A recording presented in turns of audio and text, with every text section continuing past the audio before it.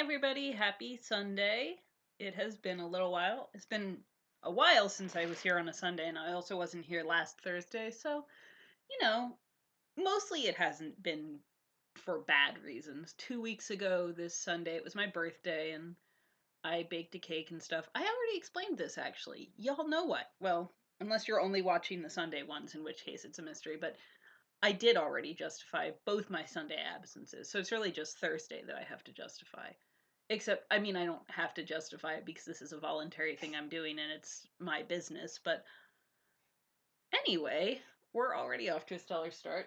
The cat is doing this weird sort of sneeze cough thing on her climber. Echo, what's up, hon? You okay there? You sound pathetic. Oh my goodness. I'm gonna go check on the cat. She's fine, it just sounds bad. Kitten, you're okay. Yeah, why don't you come over here with me? Oh god, don't fight me, Echo, don't fight me. You love cuddles. Okay. So I have a cat here in my lap against her will. Yeah, Thursday there was nothing special. Just last week was a rough one. I don't know. I was having some bad mental health times and I was just tired. Dinner was running late. I didn't really want to do anything or use my brain at all, so I postponed. Um, Feeling a little better now.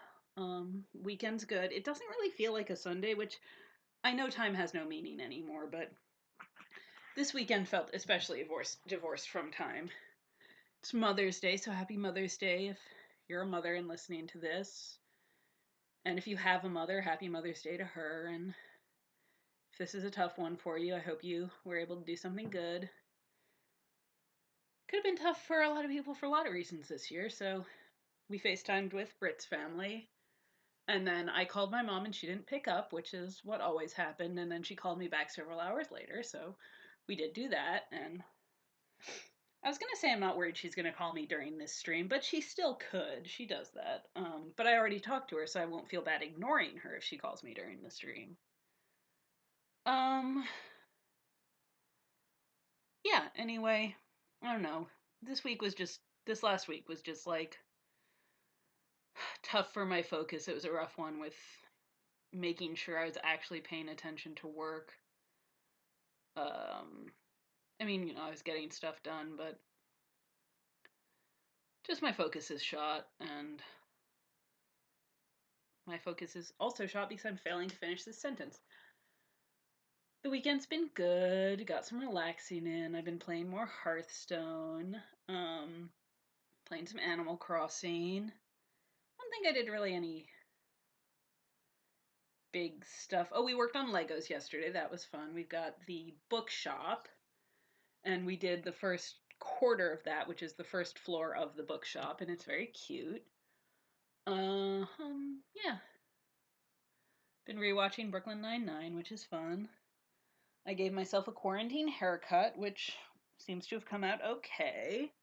I also just have less hair, which was my number one goal because I've never really had long hair in my life. Like, the longest I've had it was maybe a couple inches past my shoulders, and that was when I was purposefully growing it out so that I could get it cut off and donate it, which never happened because I gave it to my mom. She said she'd mail it for me, and then she just didn't, and she kept it in her office and periodically stroked it because she is incredibly creepy.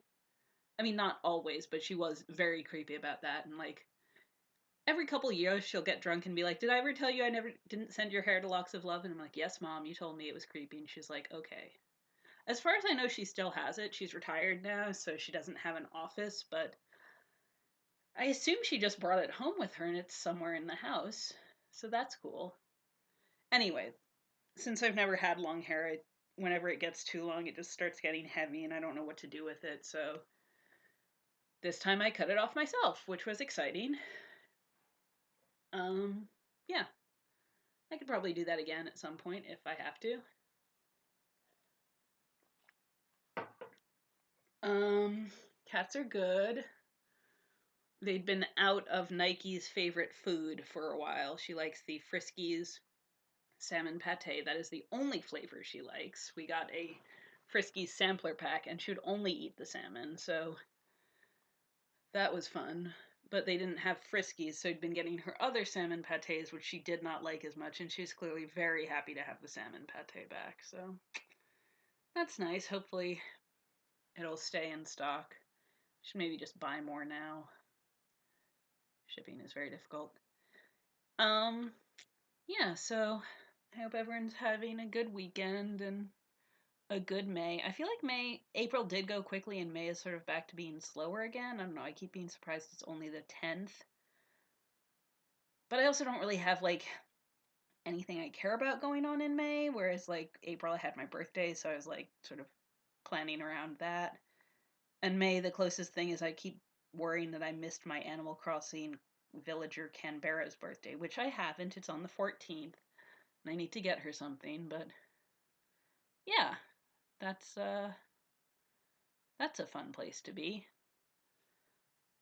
But, you know, we're still healthy, we're still good. Everything's fine. We might watch the half of it later, we might not. We're going to see how we're feeling. Wait. I'm getting some sort of error message. I don't know how to do anything with it. It just says you're going to receive buffering because it's not, or you're going to see buffering because it's not receiving enough video. I don't know why this would be. And as far as I know, that there is nothing that I can do to resolve this. It's not giving me any advice. So I'm just going to start reading, and I hope y'all are okay and that the buffering is good.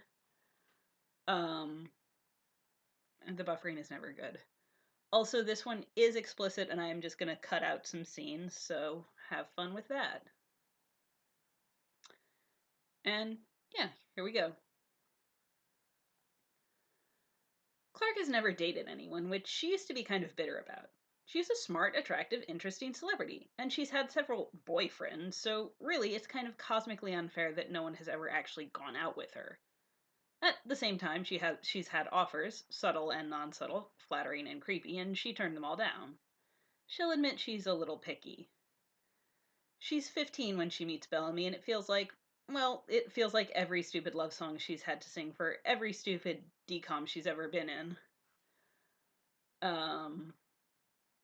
And it's hard to feel much regret about never having dated anyone else after that, because why would she, really? Every 15-year-old feels like this with their first crush, she's sure. But that's what you're supposed to wait for, right? Someone who makes you feel it. Of course, the downside of never dating anyone before falling head over heels for Bellamy Blake in the space of roughly 10 minutes is that she doesn't know how to deal with him being in love with someone. She spends most of her time with him and feels like a little kid half the time, following him around with hearts in her eyes. Everyone knows, but he either hasn't noticed or is too polite to mention it. And that's fine, really.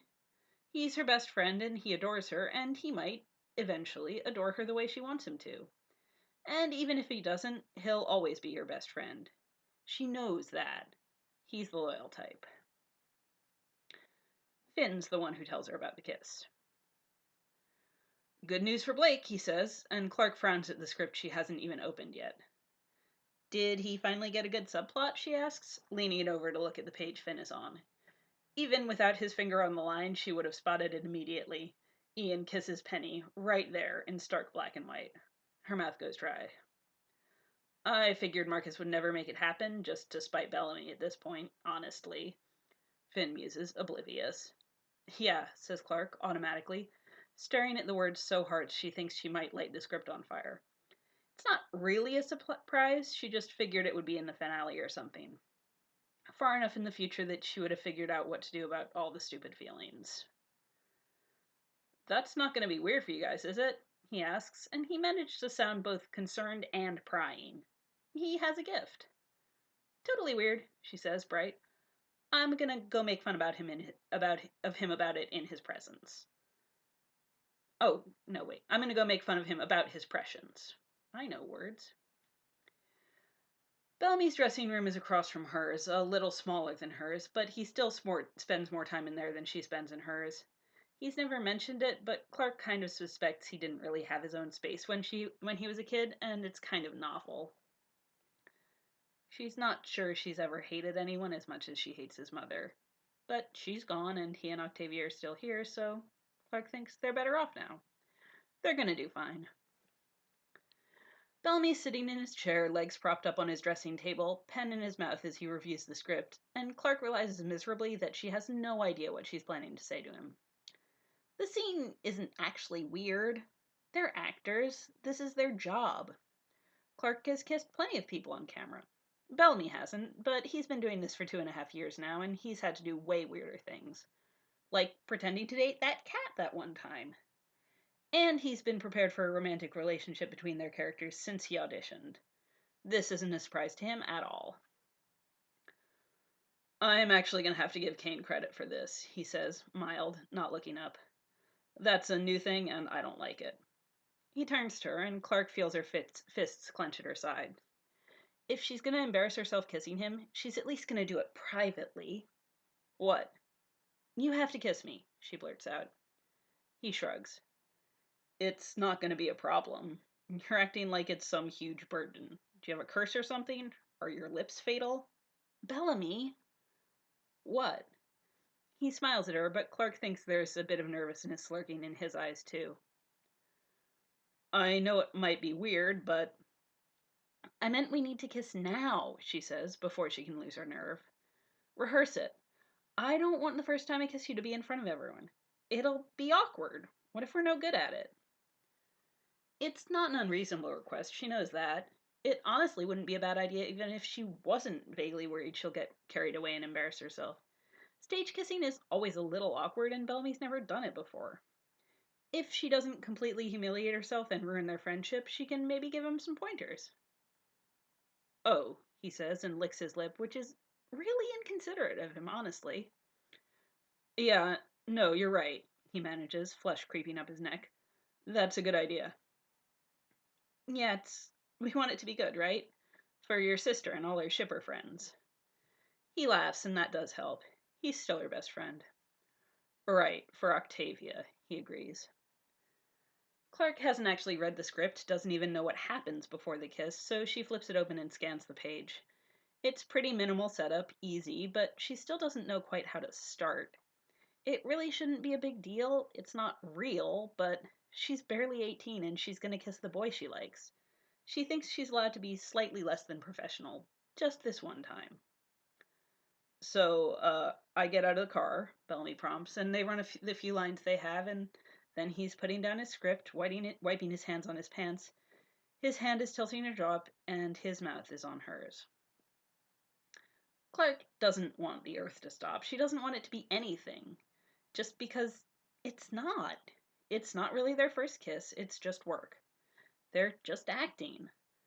But her stomach still swoops and her heart speeds up, and she still wants to pull him closer and never let go. This is all she wants. Just this. Just him. He lingers for what feels like a long time, for what feels like longer than he should, and when he finally stops, she feels her eyes flutter open and a ridiculous smile blooms on her face when she sees he's barely pulled away at all. His eyes scan her face for just a second, and then he says, Disney Channel it, making it sound more like an actual genuine swear than he ever has before. It makes her smile for a second, but then he's kissing her again, and this is the one she wants to remember because it's them this time, really them.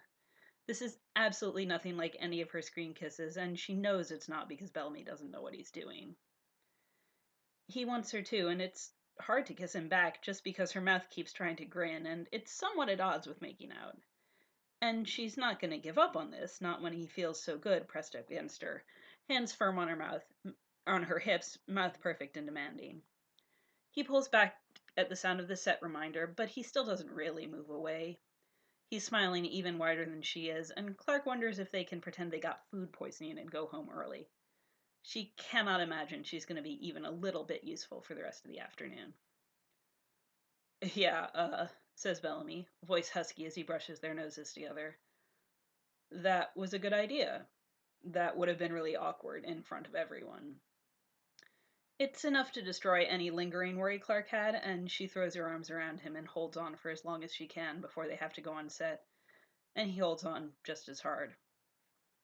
It's even better than she thought.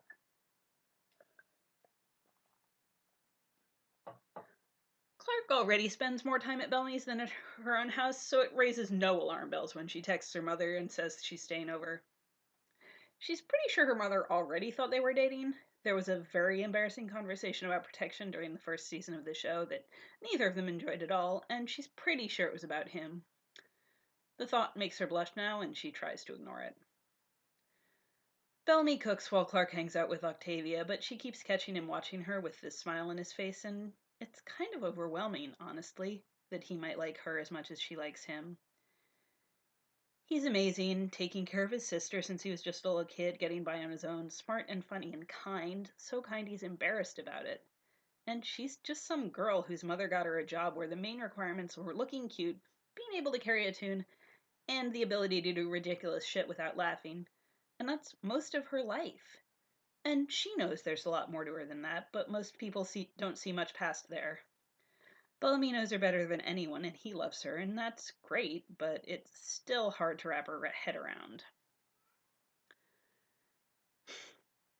Despite Bellamy's best efforts to convince her it's not necessary, Octavia disappears into her room after dinner and cranks up her music. Bellamy tells her she better not disturb the neighbors, and then flops down next to Clark on the couch, rubbing his flushed face. Sometimes I wonder what it's like to not have a sister to constantly embarrass you, he says with a rueful smile. Clark smiles too. Lonelier, she says, and when he puts his arm around her, she snuggles in. Hi. Hey, he says, squeezing her shoulder. Do you want to watch a movie or something? I forget you're not even a little bit smooth. Shut up. We're dating, right? It's a date. Dinner and a movie. If this counts as a date, we've been on approximately 1 billion dates. He laughs softly. You say that like it's a bad thing. Not a bad thing, just I've never really done this before, she admits. Me neither. It's not something she's ever actually thought about, Bellamy's romantic history. He was 16 when they met, which is old enough she would have believed he'd dated people before that. And she knows he hasn't had a girlfriend since the show started, but he could have had something. If he'd been hooking up with that makeup girl who has a thing for him on the side, she wouldn't have been surprised. He could have been getting really laid, if he wanted to be. Never? She asks, letting her fingers trace idle patterns on his stomach. I've always had O, he says. She was too young to be home alone, and he lets out a soft laugh. One time I tried to go to a party after she went to sleep when I was in 10th grade. I got about halfway there and felt so guilty I turned around and went home. Clark laughs too and looks up at him. You're really cute. I know. He leans down and brushes his lips against hers. I've never had a girlfriend. I haven't gone any farther than you have. I've made out a few times. That's it. So neither of us has any idea what we're doing, she teases. Hey, I had an idea. Movie, dating. I don't hear you offering any other options. I figured you just, want to go to your room. Do you want to? He asks, voice maddeningly unreasonable. Clark wants him. She knows she wants him. She might be inexperienced, but she has hot dreams about him every few weeks, visions of his mouth on her neck, her breasts, his hands everywhere. It makes her flush just thinking about it, especially with him here. And that makes her think she might not be ready, but that's stupid, right? She trusts him, adores him, wants him, and he feels the same. There's no reason not to be ready. She doesn't answer for long enough that he kisses her hair. See? Movie. I never said, Clark, he says, tugging her closer. I don't care. That has got to be Disney Channel, she mutters. It's not. He laughs softly. Don't get me wrong, I want that. At some point. But I want a lot more than that. He's blushing again, and it's so strange. Clark needs to get used to him feeling the same because part of her still thinks that she might make him change her mind. And that's kind of unfair to him. Seriously, Clark, I'm so crazy about you. This is awesome. Just this.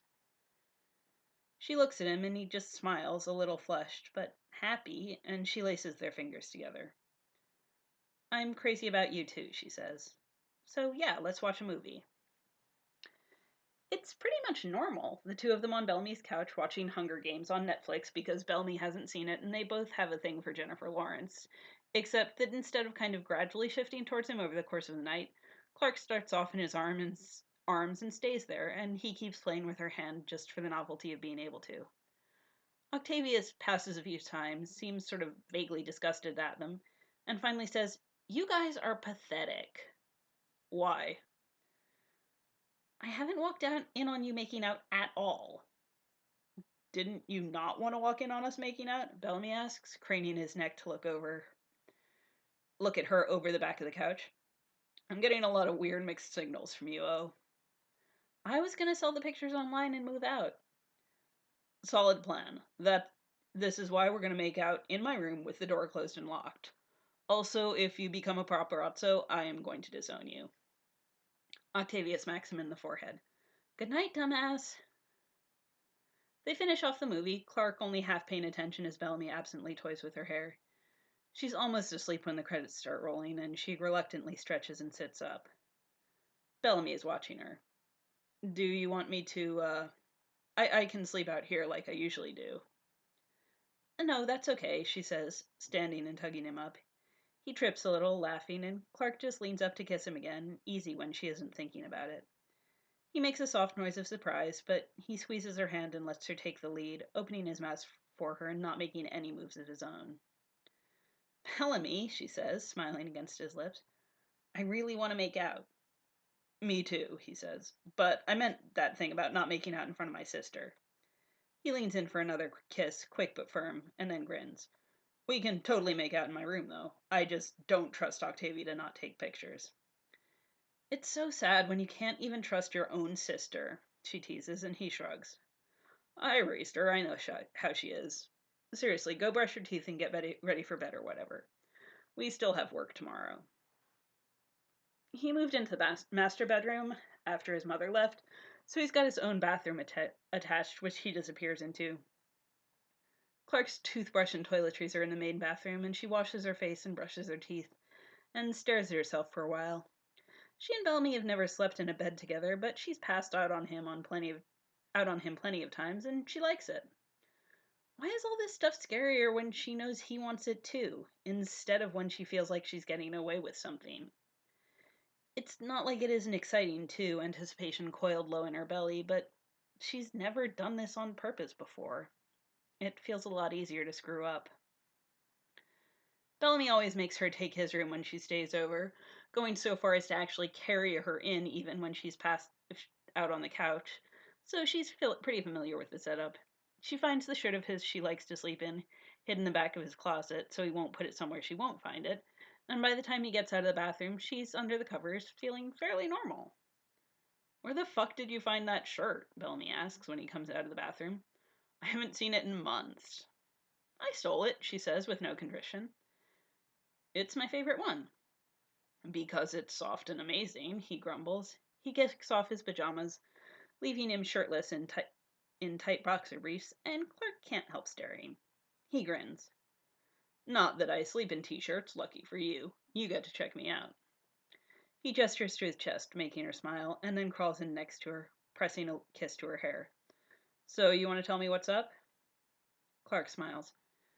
Probably. You are my best friend. I don't have anyone else to talk to about this shit.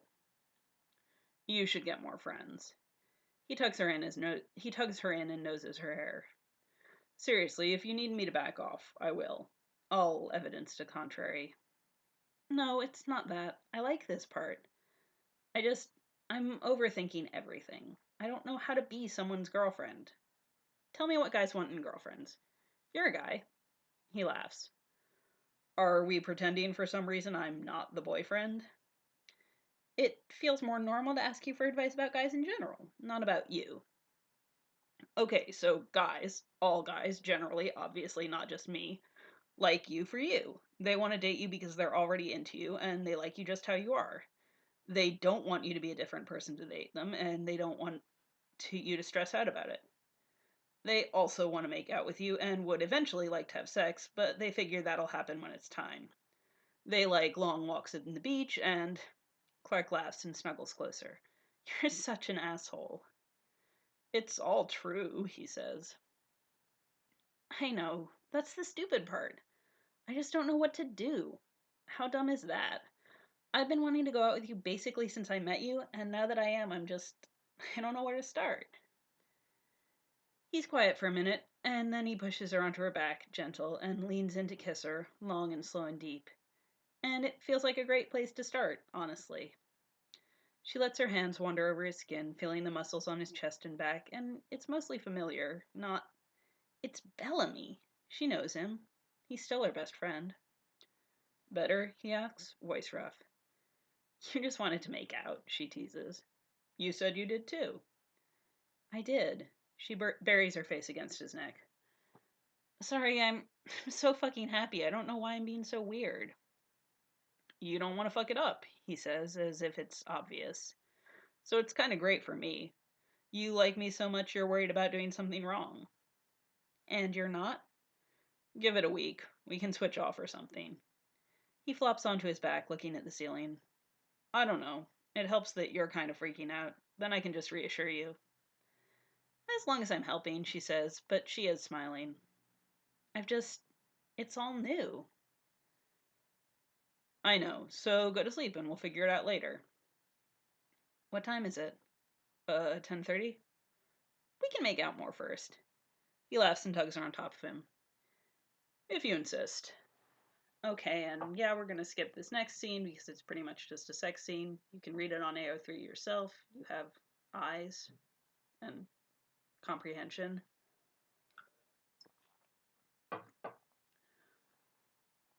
Work is easier the second day. She still finds herself grinning stupidly every now and then when she catches Bellamy's eye or thinks about him, or he brushes his hand against her back as he passes her. Everyone already thinks they're dating, so no one actually manages to put the two things together. She's just in a good mood, and even that's apparently less alarming than Bellamy being in a good mood, because Clark is generally more cheerful than he is. Basically, the entire cast and crew asks her what's up with him.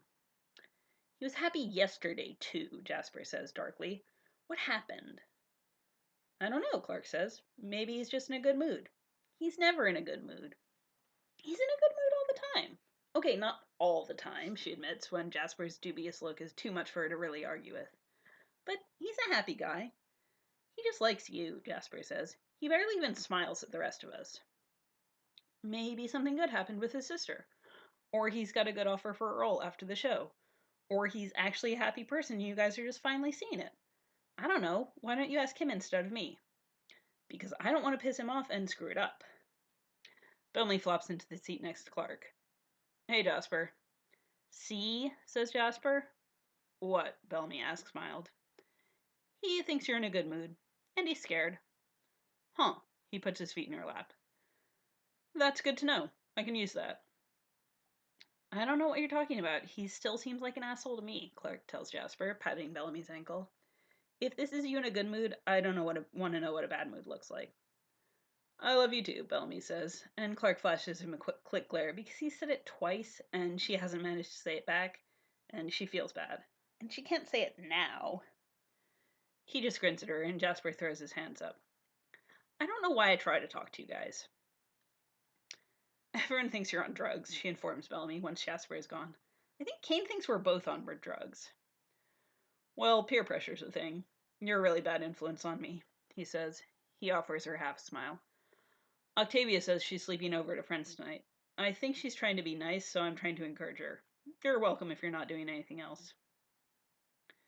Clark bites back on a huge smile, looks around and sees too many people wandering around working to do anything more intimate than squeezing his ankle in her lap. When was the last time I didn't hang out at your place on a Friday? She asks. It's not like I have other friends. Cool, he says. Run these lines with me, okay? It's clear Octavia was telling the truth about not being home because her cats come in to greet Clark and Bellamy noisily when they come in. Yeah, says Bellamy, leaning down to scratch them both behind their ears. I know, you're starving to death. Clark watches as he goes to the kitchen, trailed by the cats, watches as he gets them food and putters around, getting dinner started. It's familiar, the same thing they've been doing for years, and it's probably okay that she's not used to everything after only a day. But she is happy, and he is too, and they're not going to stop being together. She's not going to screw this up. She goes and sits on the counter next to him in the kitchen. "So, do you want to get dinner with me? And watch a movie?" she asks. "That sounds like a date." "Exactly like a date." "Am I cooking this dinner? Because it's not much of a date for me if I do all the work." "Do you really want me to cook?" she asks. "I can, but you've had my cooking. If you want me to provide for you, we're getting takeout. But I'll totally pay for it." He laughs and leans down to kiss her. "I think I'll manage. But you can help. You're gonna need to learn to cook eventually." "Why? I've got you to cook for me. Besides, I'm rich. I could hire a cook if I needed one." "You're not hiring a cook," he grumbles. "It's a waste of money and it's creepy rich person stuff, and..." Clark hops off the counter and presses against his side. "You're really easy to wind up, you know that?" "God, I don't even know why I like you," he says, and of course makes her help with dinner. They watch an episode of Parks and Rec while they eat dinner, and Clark does dishes while Bellamy fools around trying to find an actual movie to watch on Netflix. "We can just keep going with the Hunger Games," he says. "They have the..." Clark climbs into his lap and kisses him, and it takes him only a second to recover and kiss her back, his hand sliding up under her shirt to pull her closer. It's hot and wet right from the start, Bellamy all enthusiasm, apparently not worried she's not sure about him. Not that he needs to be, of course. Clark's kissing him back just as hard, her hand sliding under his shirt, raking over his stomach. I know I need to stop this scene at some point, and I can't remember when, so we're just gonna go for it. "Clark," he says, desperate, and Clark laughs. "This makes me feel a lot better than Zen too cool to be stupidly horny Bellamy, by the way," she says, tugging his shirt off. "I was stupidly horny, He grins and kisses her again. "I wasn't expecting you to put out on the first date anyway. You got your sex ed from the Disney Channel, so..." Clark shoves him gently, and he catches her mouth for a much longer, deeper kiss, one that makes her toes curls. Bellamy kisses her like it's all he ever wants to do, and it makes her head spin. "I owe you," he says, tugging her on her shirt, but not taking it off until she pulls away and helps. "If you want to collect." "I kind of want to wait for, sex," she admits. "But you could..." "We can wait on everything, but I am going to feel kind of bad if I get orgasms and you don't." "No, you can get me off. I definitely don't mind." I completely read that sentence slowly. Whatever, we're moving on. He laughs and picks her up as he stands. "Well, if it's going to be such a hardship for you," he teases. "Lie back and think of England," she agrees. And he deposits her on a bed. She looks up at him, messy hair and freckles and giant grin, and she says, "I love you too," without thinking about it. "You just want me to get you off." And yeah, we're going to stop that scene there. And just keep scrolling. There we go. In the morning, she wakes up with Bellamy pressed up against her back, his fingers wrapped around her wrist like he doesn't want to let her go. Which is obviously sweet and all, but she kind of needs to go to the bathroom and probably needs to go home at some point since she's running out of spare clothes and she hasn't seen her parents in 2 days.